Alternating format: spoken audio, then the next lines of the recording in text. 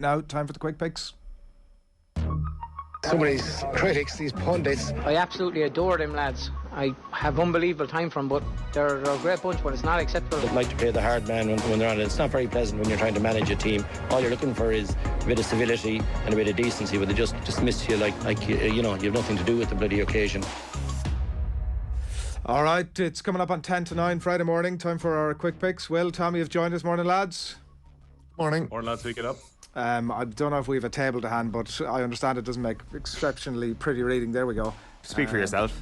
Well, apart from my own. I mean, I will say, and when you're explaining you're losing, but I will say that I was within 30 seconds combined between those two club matches last night of flipping those percentages the other way. I mean, if right was right on, I really should be the one that's... I would have been, I think I'm 8 out of 16, I would have been 10 out of 16, apart from like the two most dramatic moments that we will ever see in sport ever. Whatever helps you to sleep at night. Any excuses from you, chumps? No excuses. It's the quick pick. Quick picks. Ruthless game, Adrian. It's a ruthless game. Right, Armagh Monaghan, is that where we're going to jump in here? See which way we're all going here. Will O'Callaghan. Have you been, I mean, Will, for anybody who's listening, Will, as you'll tell, has gone for a draw and the rest of us are going for Armagh. Like, go on. Look, the draw almost worked. You guys were slagging me last week in that very studio for picking a draw between Kilkenny and Tipperary. The sides were level, I think, on 8 or 9 occasions during it, and Kilkenny just couldn't get an equaliser laid on. Again, I think this game is going to be really, really close. I've been nothing but impressed by Armagh. I had a feeling that you guys were going to go Armagh across the book. So I thought I got to have a point of difference, and B, I think this game is going to be incredibly close. So I'm more than happy to have splinters and to sit in the fence and back Monaghan to go and get a point. You're breaking our collective hearts here. Tommy, Armagh, I put it to you, the form team of the country at the minute, not had an easy couple of opening games. Hard to back against them. Plus, Monaghan are basically the French rugby team of GA. You just don't know what's going to turn up on the day. Oh, I think you're guaranteed to get a very, very difficult game against Monaghan in the league, especially 100%. It's going to be tight, Adrian. It's going to be like, I understand where Will is coming from. I don't understand why he keeps going for the draw. Yeah, like he's lessening his own odds. Like, he's making it difficult here on the quick picks, more difficult for himself. But look at, maybe he's just looking for the glory. I just think Armagh, I actually think the break is going to help Armagh. I think when you beat the last two All-Ireland champions, sometimes there's no harm to get a bit of break. You might be looking at that and saying their momentum is gone. I'm not sure if that's the case. I think they'll sit down, they'll assess. That wasn't Bailey, was it Hugo? Was it yours, Will? No? That's definitely the postman at the door. Okay, there you go. So I actually think the break would have helped Armagh. The 2-week break, sit down, reassess. We've beaten the last two All-Ireland champions. They were both a little undercooked. Doesn't take away from our performance, but we have to keep progressing. I think they're going to keep going, and Armagh are going to back up there, as you said, the form team of 2022. Do you need to go and pick something up from the postman, or is he just... Nah, I'm sure they'll leave it at the door. Once he stops barking, we're fine. We can keep quick picking. Right, let's keep going then. We'll go into Dublin Mayo, and we've Will and Owen who are going for Mayo, and myself and Tommy are going for the Dubs. I'm certainly was split on this one. It was hard to call. Owen? Yeah, definitely the hardest one to call this week. I think at this point, though, the way Dublin have been exposed at the back the first 2 weeks, I think the fact that this game is in Croke Park actually plays into Mayo's hands, not least because they beat them there last year when it mattered most. They've got a couple of players back. You're going to have Oisin Mullen on the field. We don't know what the Dublin situation is, we must say here. They could have James McCarthy and Conor Callaghan both playing. They could have Stephen Cluxton in goal for all we know this weekend. We just haven't a clue. So there is a bit of guesswork on that front. But what we do know with Mayo is that they've looked good so far, and Dublin have looked bad so far. This game is in Croke Park, where there's going to be plenty of open space for Mayo to expose them again. So that is why I'm tipping Mayo. But again, Conor Callaghan could come back and score 3 goals on Saturday night. I wouldn't be surprised. I don't know yet. Mullen back, Ruan starts. Plenty of names that aren't all that familiar. Tommy, is that what are you thinking? Can I make a point here? Like, the manner in which James Horan has managed the Mayo transition has been absolutely exceptional, and he has got praise for it. I actually don't think it's been good enough. There are new names in this Mayo team, but it's brilliant for them, and that's why I'm going for Dublin this time. I actually think we'll get a response from Dublin, but I think again Horan has given more and more experience to some of these guys. Brickinen starting full back, very highly rated. We're keeping an eye on this week. I think he could be a perfect fit for Mayo back there. Jack Carney has come in after a really impressive club campaign with his side. We're seeing a little bit more of Aidan Orme. Paul Towie was flying into Sigerson during the week. Fionn McDonough, who had an exceptional game in the Sigerson final for NUIG when they won it. I think Horan has done really, really well to manage the transition, way better than the Dubs have managed there. their golden generation going. So, like, I'm just back in Dublin to win this game, but I think it's a smart move by Horan playing the lads that he's playing. John Mackin on YouTube wondering, why does Adrian hate Mayo, constantly writing us off? I mean, as somebody who was at Croke Park last year with the green and red on me, it's not that I hate them. I mean, I just wish the best for them, and it just doesn't. Mayo and Kildare, he absolutely despises. Right, Kerry, Donegal. Let's see what we've got. Kerry across the board. Will O'Callaghan, come on in. Yeah, I mean, look, Kerry very good against Dublin last time out. Kerry at home. Donegal have been a little bit of a mixed bag, but obviously bounced back with a victory last time out. So, yeah, I'd fancy Kerry to keep the run going. I think they're going to be thereabouts at the top of the table. I think they currently sit top of Owen's power rankings after the break. So let's see if they can back it up this weekend with another win. It's rare that you're going for a Kerry win. So yeah. that to me indicates like about a 10-point win, but a bad record in the league against Kerry. I don't think they've beaten them in the league since 2013, and Kerry've been better in a lot of those games. So the squad as well. Like I was making the point to Tommy on the phone the other day that the league has actually really suited Kerry recently because they've got a bunch of young players who are excellent, 7 to 8.5 out of 10s consistently across their entire panel.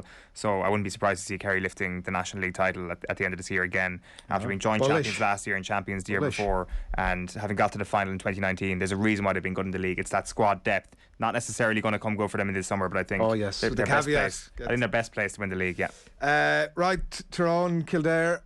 It's Tyrone across the board here, and I know that those who were dishing out the abuse to me a couple of weeks ago when I was saying that Kildare are out of their depth in this division. And the thing is, right? Like, it's written in the stars that what could be contrived. Like when I was on course to win the crappy quiz last year and you changed the rules halfway through, when I was left out of the first week of this, and then Tommy's come up with some makey-uppy stuff that means I'm on 50%, which I do need to double check actually. And if anything could be more contrived, suddenly Tyrone get 4 suspensions. This is the one thing that's slightly wobbling me. And I will say, to be fair to Kildare, they hung in obviously against Donegal. We don't know really what the quality of that Donegal team is, and we're all going for Kerry obviously this week, which might be a good indication about how we're thinking about them. But they did hang in against Donegal. To be fair, they weren't they weren't entirely run over, but it's impossible. I said good for a team of their quality. Is that what you're saying, Adrian? I said 2 weeks ago that nobody will be backing Kildare in any of the games they're playing in that division, and I've been proven right. Well, they're up against the All-Ireland champions, and let's not make any bones about the fact that Tyrone having 4 suspensions is good news for Tyrone. They are the siege mentality kings. They feel that it is them against the world once again this year, which is the last thing the world needs to happen to it right now. The suspensions that have been dished out to Tyrone mean that Tyrone are going to be standing on the steps of the Hogan stand this July with Sam Maguire in their hand, and they'll be like, "You wrote us all off, David Goff. This one's for you."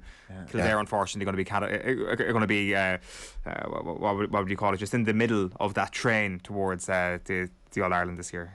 I hope you get as much abuse now for that as I got. Well, he was about to say cannon fodder and he held just short. I did actually. I was like, whoa. Yeah, say that there so we can clip it up and send it out. Right, let's move on. Derry, Cork. It's Derry across the board. Tommy? Table's not going to look pretty for Cork after the weekend.